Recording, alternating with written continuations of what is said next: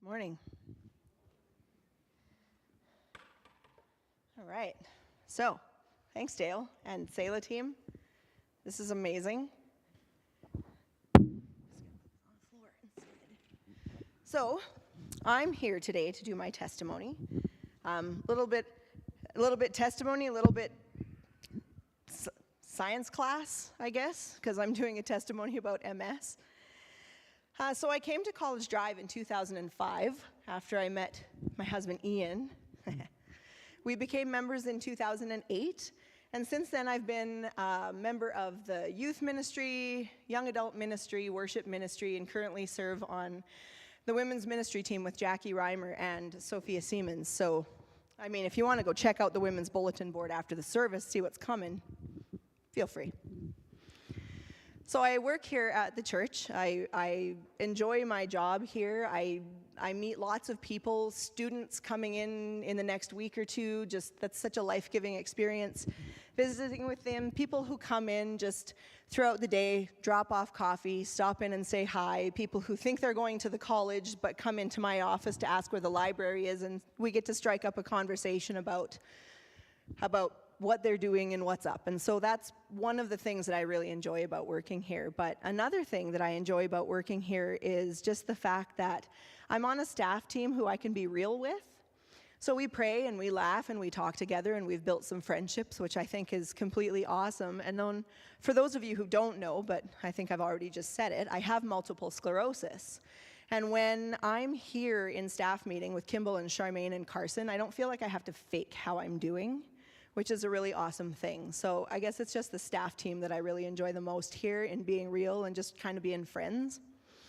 So just a quick show of hands, how many people know what multiple sclerosis is? Oh my goodness, see? Yes. And a show of hands, who has been affected personally by MS in some way, either you know somebody or have known somebody, you know, like, yeah, relatives, or I mean for myself, myself. So for those of you who might not be familiar with what multiple sclerosis is, it literally translates into multiple scars. And so it is a chronic autoimmune disease affecting the central nervous system, which is made up of the brain and the spinal cord and the optic nerve.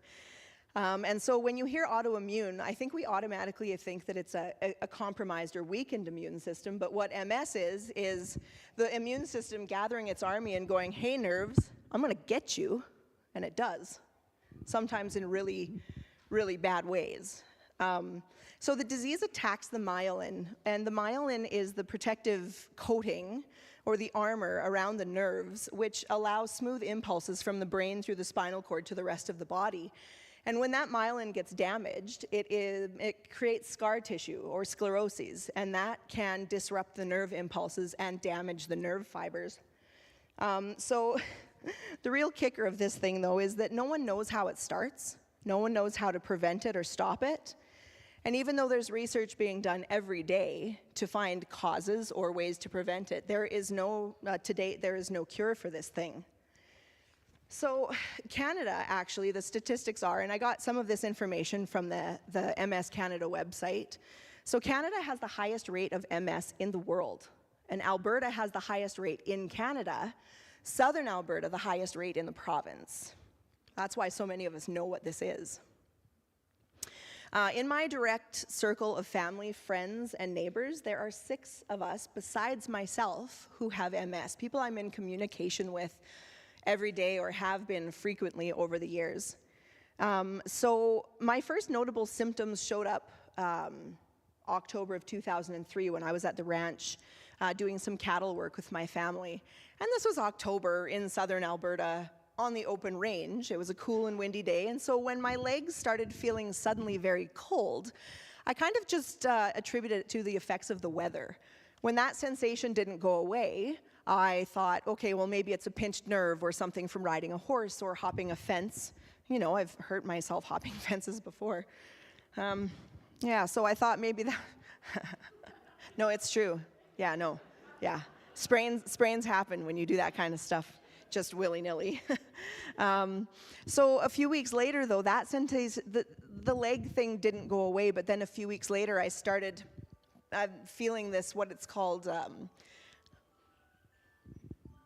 Lermatase syndrome, or however that's said, Lermites or Lermatase syndrome or symptom is what it's called. And that was a tingling, vibrating sensation from the base of my skull all the way down to my tailbone whenever I would put my head down to read or do my shoes up or write something down. It was just this weird sensation. And I went to see my doctor, and he immediately got me in for an MRI and then sent me off to a referral to the MS clinic at the Foothills Hospital in Calgary. And back then, I mean, in the olden days, no, back then, for MS to be diagnosed, a person needed to have one initial MRI showing that there were lesions or scars in the brain, and then a subsequent MRI 2 years later showing disease progression.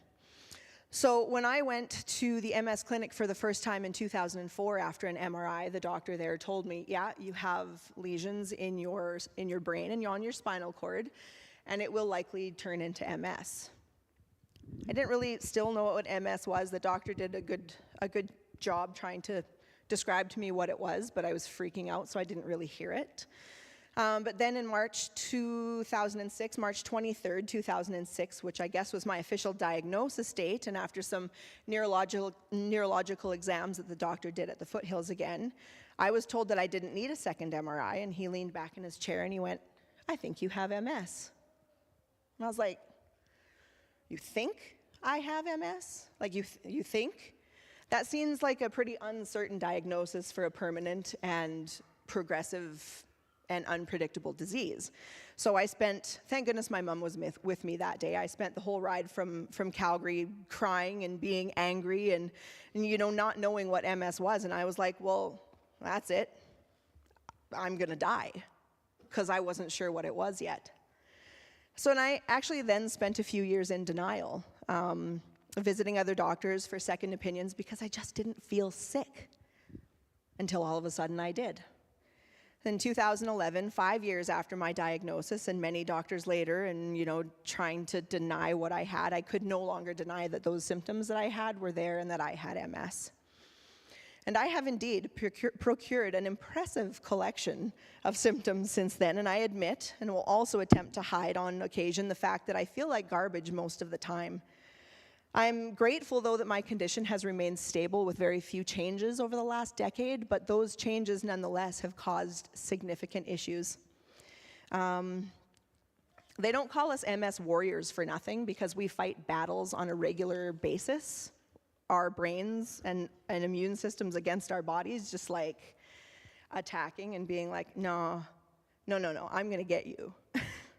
And so some of the symptoms that I fight with every day, or just I'll be real about it, are these. So severe bladder dysfunction, bowel dysfunction, nerve pain, intense fatigue, muscle weakness. I got over my pride finally and started walking with a cane, which is one of those things that I, started doing and thinking, I have too much pride, I don't want to do this, I don't want to be sick and need this help. But I started walking with that and got some pretty cool comments. Jolene told me that with my walking stick, I also needed a tiara. So, like whenever, just let me know. Okay, yeah. So also balance issues, decreased mobility, brain fog, and some cognitive difficulties at times, muscle spasticity and lack of coordination, chronic headaches and vertigo. And most recently, I was diagnosed with epilepsy due to scars being on the epileptic center of my brain, which were causing me seizures. And I know this all sounds like a lot. That's because it is. I won't sugarcoat it. Sometimes just putting my feet on the floor in the morning is an accomplishment all on its own. And MS doesn't just affect you physically, but mental roller coaster as well.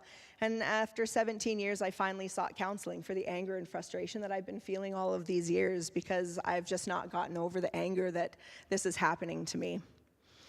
And because MS also comes with a grieving process, I was grieving who I could have been, who I wanted to be, the things that I wanted to do but no longer could. I used to be an athlete. If I had wanted to play basketball after high school, my coach would have had me scouted for college basketball teams. I was good. I could do things like that. I played volleyball. Sometimes I used to run just for the heck of it. Like, who does that? Has anybody seen Back to the Future? When they're in the bar and he's like, run for fun. I was like, yeah, When you can, you should. I also played baseball, but now the thought of coming to a coordinated stop on an infield would look much like a clown in a circus performance. So, yeah, and I have to laugh when I say those things because I'd fall to pieces otherwise. And I've spent time being so angry at God for allowing this to happen. You're so mean. You don't care about me and you have abandoned me. Things that I never thought I would ever say to God. And yet he keeps loving me and he says, bless you, thank you. And he says, I am with you in this.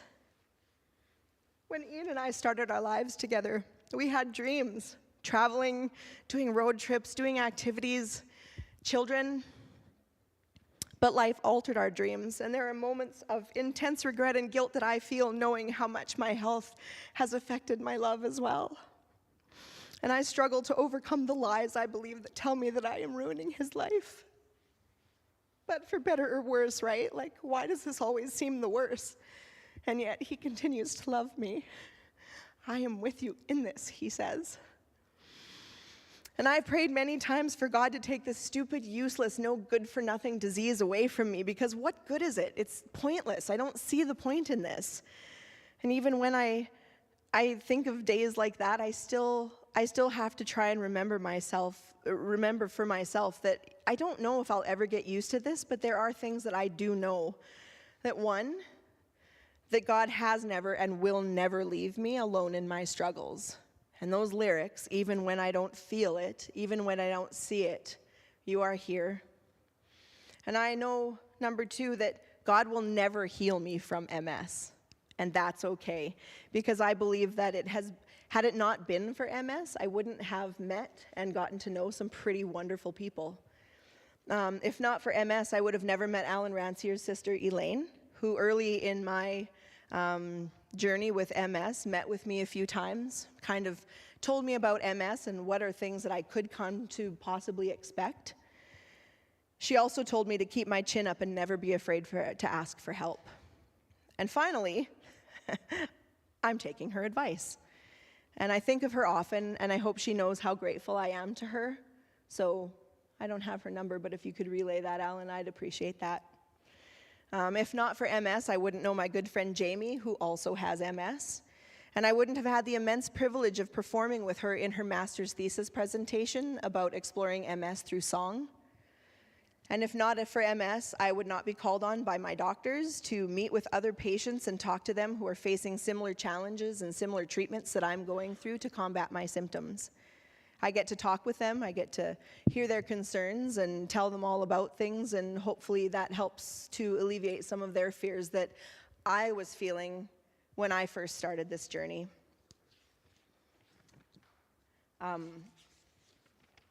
Paul prayed several times for the thorn to be removed from his flesh. I've done the same thing often, seemingly with unfavorable results. But when I have God helping me, I am confident in running my race, or dragging my feet and tripping through my race, that he has set out for me in my weakness, because he has made me strong. And I pray that God will help me run my race for as long as I need to, and that I will finish well. I believe in my battle. Writing this testimony has actually changed my heart quite a bit, because I've been fighting this so hard and thinking, like, I don't want this, I don't need this, this is ruining my life. But in writing my testimony, I've sat down and read through this a number of times and thought, like, what does God want me to say through this? And it has changed me, because even though I knew deep down in my heart that God has always been with me in this, it took me writing this to actually know that God has shown me how to be empathetic and sensitive to those suffering from chronic illness or any illness or hardship at all. And yeah, there are days that I'll pretend I'm strong in order to help somebody else. And yes, there are days when I just want to give up and wish God would take me like he did with Enoch. How cool would that be? But on days when I'm in a better frame of mind and I can see the bigger picture, I believe my purpose is being served, and I know God is with me in this. He has opened a door for me to reach out and serve others in my illness. I mean, like, what a blessing is that? And it's a blessing that I pray I won't take for granted. And so that's a little bit about me. If you want to talk to me sometime about MS, learn more of my story, tell me about your story and the people that are in your life and how you're coping with that or not coping with that, I'd love to meet with you for coffee and a visit sometime. So let me know. It's an interesting, stupid thing, this disease, but let's talk. Yeah. But yeah, I've taken quite a bit of time, so I appreciate you all just sitting here and listening and responding when I make the stupid jokes. Thank you. And Dale, you're up.